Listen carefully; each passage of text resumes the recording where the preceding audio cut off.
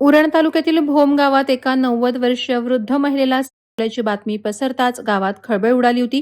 कोणताही ठोस पुरावा नसताना उरण पोलिसांनी शिताफीनं पुराव्यांची साखळी जुळवत सुरेश पाटीलला जेरबंद केलं आणि मग काय, पोलिसी खाक्या दाखवताच आरोपी जावई पोपट्यासारखा बोलू लागला. होय, जमिनीच्या पैशांपायी मीच सासूला यमसदनी धाडलं अशी कबुली त्यानं दिल्याचं पोलीस निरीक्षक संजय जोशी यांनी सांगितलं.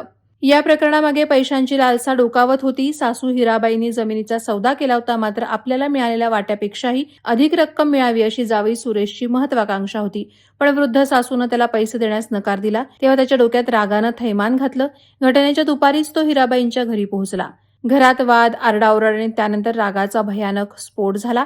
सुरेशनं आधी लाकडी फळीनं डोक्यावर जबर केला. हिराबाई खाली कोसळल्या, पण तिथेच कहाणी थांबली नाही. आरोपीनं जवळच असलेला दगडी वरवंटा उचलून छातीत मारला आणि त्यानंतर तो पळून गेला.